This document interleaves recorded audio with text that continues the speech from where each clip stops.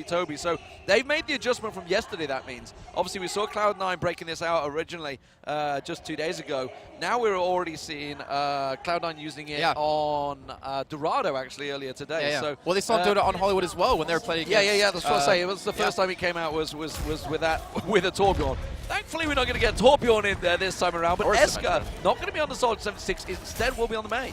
Okay, so that implies a little bit more of an aggressive defensive mindset here for Lunatic. I think they're going to want to play a little bit closer up to the choke points and use that wall. They can't really use it on the point, so they're going to have to push around to their L bend, I think, a little bit more. So there's like kind of two ways you can go about that. You can hold the choke point, but what we did see yesterday as well is you don't need to hold the choke point, because when they come into the point, then you split them off, and then you just jump down and kill them, because you have the safety of the high ground to hide behind the Reinhardt shield, and you don't necessarily need to hold up close into that choke point.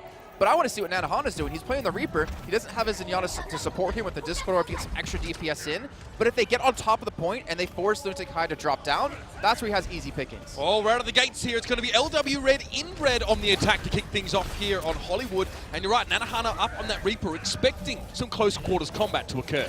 Well, obviously with no soldier, Dean doesn't need to be getting up in their face.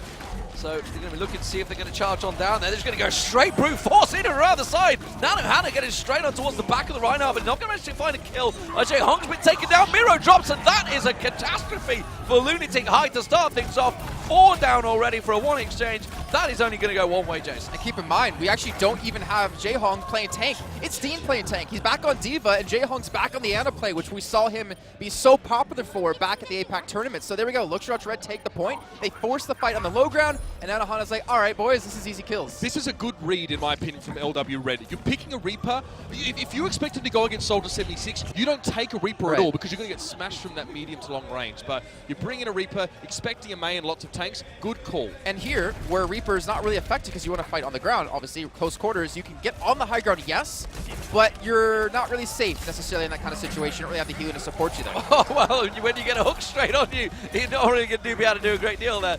Taejun managing to work it. Taejun, a player that was under pressure in this team and is working very well. Gets himself a quick and easy kill on Janus, follows it off with the hook there. Doesn't actually fall into the kill. Oh, there we go. Miko finally goes down, but solid stuff. Okay, so Lunatic High, they established themselves. They did lose out very early on. It does give them still a 5-minute cushion for Lunatic High to defend. Yeah, so they got rid of the Mei here, so they don't want to play in the doorway. You're going to see them move back a little bit and just use the high ground, because Eska now, having switched over towards the 76, is going to give them really good control from that medium to long range. The danger is, if you do play close range, Nanahana's like, all right, this is easy, boys. So you want to get Eska, Jaehong all on the high ground, so you can't give Luxrach a chance to actually contest it. There's an Ana boost already coming through. Well, the self-destruct has come back out, so he's going to have to get behind that shield. Nanahana, though, does pick himself up a quick double. That's Toby and Dean both going down.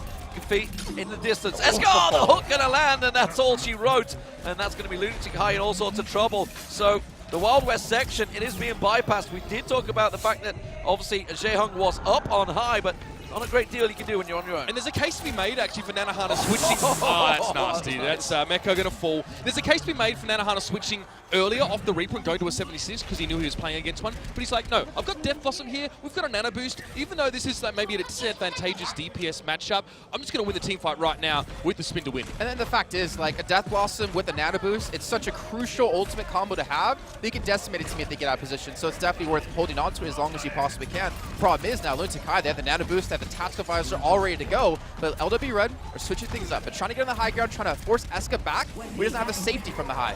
Well, as a Nano Boost, I think it just saw down low. Yeah, Jaehong has managed to boost up Miro, but doesn't get a great deal from it, unfortunately. Miko manages to get himself back in the suit, round the backside, tries to separate them, gets straight on the back of Miro. Miro in all sorts of trouble here. You can see the shots coming from Nanahana up on high. The hammer goes down. The sound barrier comes out from both sides to keep them alive at the moment, but Eska's getting forced down, chased down. This is something we've seen so often. The Divas just hunting down the Soldier 76s. Ooh. This time around, it doesn't work out. Nanahana will go. That was massive. He was sat on a biotic field there as well. It still wasn't able to heal through it enough. The pressure being put in by Dean was a little bit too much to deal with now. And finally, Lunatic High find their feet for, in my opinion, the first time in this game, or at least in this map. Now they can sit back, use that high ground yet again. Eska needs to make it work, and you can see LW Red want to peel off to the left. I think Lunatic High actually got a little bit lucky there too, because you had Nanahana and Luna on the high ground not being contested. So your Ana's free healing. Nanahana, which we see him be a fantastic soldier, is getting so much free damage off, but Dean and Taejun working really well together. The Earth Shatter coming through!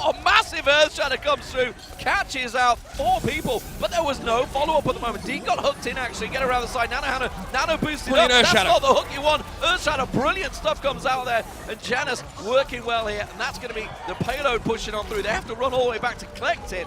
There is going to be a chance for Lunatic High, though, to defend. And like this, Nanohana going to go up on the high ground now because it is pretty safe to defend outside of the Golden Studios. You spawn close to that area as defenders, so Nanohana wants a power position to exercise a power player, Lunatic High, who are scrabbling to hold on this checkpoint. Well, you can see Nanohana starting to make it down. Taejun already taken down to below half health. A lot of work to be done here. You can see Dean trying to get in their face. Big adjustments for Dean, by the way. Was playing, by the way, on the support, as I'm just about to say, was playing on Ana yesterday. Jaehong making that switch. So they've already made switches just from yesterday alone. And this time it does seem to be working out for them. Taejun gets himself the kill on Sabiobi, and that's a big kill. That's getting forced back here as well by Miro just for the moment, but they're all split off. Janus is up on the payload. They're trying to make it go, but Lunatic High. Oh, the double kill coming in there with the self-destruct. Meko doing good work, but he needs to join Janus here. Desperate healing coming from the side of Gamble to keep him up on his feet, and Meko being pushed back, but the whole hog, she's done and dusted now. We see the defense matrix come up. Neko caught in. Meko, should I say, put to sleep, and now heading for the hills. Yeah, put to sleep, launched out off away.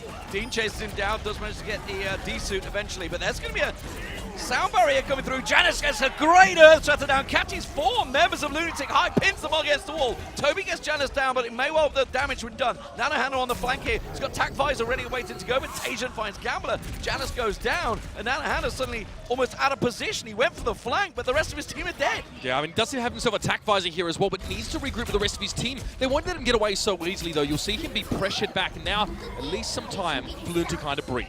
Dean, like, there's been so much pressure on him on this Diva play for the entirety of this Wild Wild West section, and he's been doing phenomenal. He's been going up against Nanohana and Luna 1v2, and still somehow catching a soldier on that high ground. There's so many different angles to hide behind with a self-destruct. That gives them the high ground control. It takes away from LW Red and forces them to fight on the ground where Lunatic High is going to excel. When we finally get a moment, I want to talk about the whole role changes that's happened between semi-finals and finals between Dean and Jaehong, because it's really intriguing me. Dean gets himself the kill on Nanohana, and that's a vital one with just 7 seconds now remaining. Esker gets the nano boost down. Janus, no chance for him there. Tac Visor running. He can just have to run and hide. Everybody's just getting picked off easily. This is looking like Lunatic High may well get himself his solid defense. Sabiobi will get taken down, and that is all she wrote. Overtime will tick in just a moment. Once one man will get cleared off it. Yeah, Gambler waiting. Nanohana going to come in with the Tac Visor, though. This is last-ditch attempts coming through, but Miro is going to shut it down with the hammer. Now just pretty much put LW Red out of contention here. An attempt from, I think, Luna to try and get around the side there, but Esker caught him, and it will be a solid hold out in the front of the second checkpoint here for Lunatic High. So, Lee, you pointed out you wanted to touch on the role swaps for Lunatic High.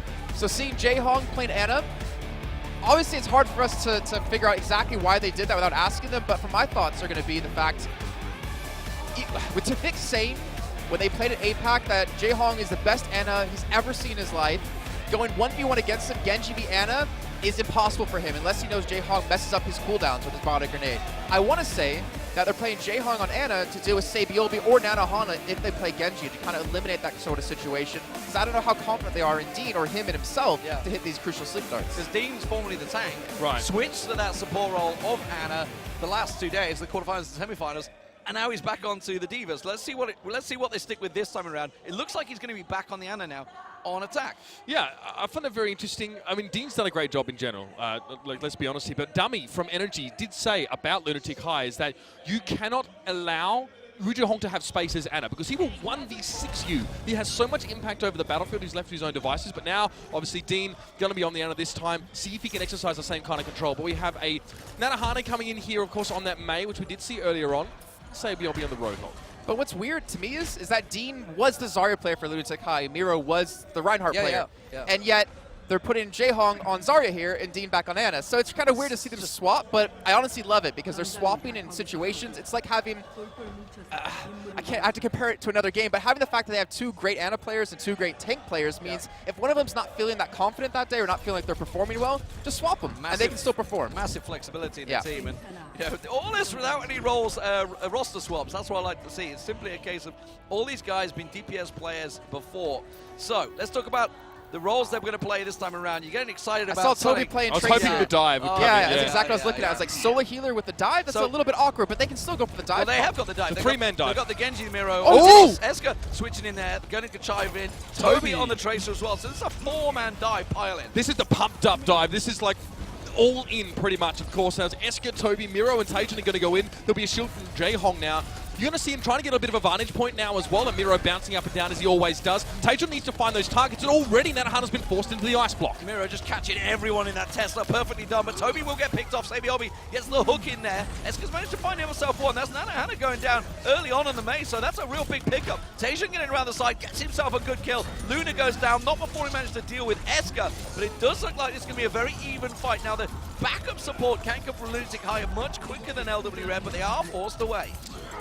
Not quite enough in that fight, but at least they've staggered somewhat onto Lunatic High's defense. So basically what we need to see here is Lunatic High get their ultimates up before LW Red gets Blizzard. Because once Nanohana has that, he has the area to know on the payload once Lunatic High does fully engage with all their ultimates. But I also want to credit LH on the fact of their focus fire. We saw Miro, Eska, and Tajan all jump on Nanohana when he was on the high ground, and Dean just getting caught out. A little bit of aggressive there. It does go a long way because Tajan was ready to set up for a big fight here with this Nano Blade, and now already losing his Ana. He's going to get cut down by Sabiobi before he can really get too far. That's a lot of ultimates there. Even Gambler using his sound barrier to little avail as the fight continues, and LW Red are going to push out. So what they did was that they wanted to get Dean set up on the high ground, and then they transitioned in a different place. So they allowed Dean to constantly heal without being under threat. But the problem was, I think LW Red just completely ran into it, and Janus, he's setting up for an Earth Shadow. This is going to be deadly here. Yeah, they were set up ready waiting for that one. So Tajan, who we saw having a fantastic Genji throughout the tournament so far, has already made that switch across. Oh, God. That is the exact Earth Shadow we wanted to see. The pin on the wall as well. That is just a massacre. Now, bear in mind, Lunatic High are chasing a fairly small goal. They only need to get the first point and then reach through the Wild West section, but there's only 2 minutes left on the first point. As the Earth Shatter came down, you can almost hear the dying cries of a seagull out somewhere here. But we see Toby got the Pulse Bomb. Ru Jae-hong does have his Graviton Surge not too far away, so there is the chance for them to hit this big combo. Toby is stuck to this pick for the whole round. We'll have to see if we change after, or if this fight will work out now for Lunatic High. Well, here comes Jae-hung trying to get that charge up. It's ready, waiting to go. The Graviton Surge pops it straight on the corner. It's going to get followed on, but it's the Blizzard response coming out from LW Red. Did he get themselves one down, but Toby gets the kill in the end. Sabiobi forced to go for the flank. He's going to look for Dean around the back there. Meanwhile, Toby's going jumping in. There's the pulse bomb being tossed out there. Does get the kill on Luna, and it looks like they may well have finally captured the point. So it looks like with the help of the Graviton Surge, they actually split LW Red in half, where Luna, I think it was Gambler, was kind of off towards the backside, and then obviously the tanks were up towards the front with Nanohana there as well, but somehow Toby was able to pick them off. Like, he got a crucial kill on a Luna. I believe that was Tajan who got a great hook in there as well to pick up a kill to kind of give them that snowball. This is where things are going to get really interesting, because they're going to have to change comps here, I would assume. But LW Red, they're not playing the soldier still. They're still sticking Nanohana on the maze, so it looks like they want to fight up close and personal. Knowing that there's not a lot of distance that Lunatic High have to travel, they need to fight at this point. They may not have had time to switch, or maybe they thought Nanohana would have a chance to reinforce the point, so they're forced into this situation now. I need to respect it. If they lose here, it could be quite nasty, and we could even see this phase circumvented. It's an Earth Shadow that doesn't quite connect, and that's Miro getting himself the Nano Boost now. We are seeing the self-destruct come into the point. It won't affect anyone, but LW Red are split again. Yeah, launched in there. Sound barrier quickly responded from LW Red, so they're in a good position to force Lunatic High back away from this payload. It's not going to get through the doors by the looks of it, and it's going to slow down. But remember, they have got a spawn point right up close now. It's going to give them the advantage. So LW Red, they've got to be careful they don't basically submit too much into this fight. I mean, they have a Blizzard, though, coming up in just a few seconds. And yes, Lunatic High will have the Graviton Surge, but the disengage factor out of this Blizzard can be so big. He gets slept, though! Sleep Dart comes through. He's going to be enough to keep him down. Luna gets picked up, though. Mira does manage to find Gambler, and here's Sabiobi. Oh, that Pumped hurts. up, the whole hog nano boosted. He's going to be doing so much damage, but the question is, the rest of his team can't keep with him. They're going to fall, and Lunatic High will get the payload moving. On the way now as well. You see the attempt, of course, with the whole hog coming out from Sabiobi was a little bit too late in the day. They'd already lost a lot of their teammates, of course, and then the defense matrix cut right across it from Eska, who again we're seeing him on this diva pick now as Lunatic High do default back to a very heavy tank stacking comp. Seems like LW Red are going to commit to this Blizzard to get on the point. They're going to have to use it relatively early here just to pick up some kills and delay Lunatic High for the push. Well, Nanohana, he got the Blizzard down at least, but that's about all. They charged out of it. They read the situation well. Sabiobi's also been picked off and focused. Jae-hung being boosted up on the Nano and just burning them down. And this is a problem because the gold marker's only around the corner here. And looks like High didn't use any ultimates in that fight. They have the Graviton Surge, they have the Earth Shatter, they have the whole hog coming up. All they used was that Nano Boost, and LW Red, what are they going to have available? It's the Earth Shatter out of Jonas to somehow shut this down. Even Sabiobi switching over to the Reaper last second to try to hold, try to use that Wraith Form to contest. And Jaehong's got good charge right now. He'll be doing damage. That's a big Graviton Surge coming through here. It's an attempt, at least for the moment, for Mecha to get up on the point, and he is. The Graviton Surge didn't have a heck of a lot of follow-up to it now, and LW Red, though, running low on health there. No sound barriers at this stage. Toby already having used his. The whole hog comes out from Tajuneska with a double from the self-destruct. From up top on High, there's the hook, there's the kill. Luna goes down. You see the marker, you see the LW Red dropping like flies. Nanohana, the last man. They've just got to clear out. It's that pesky ice block, and everything goes in there. Now, it bought him enough time, but is it long enough? No. There's the hook, there's the finish, and Lunatic High will take Hollywood. Eska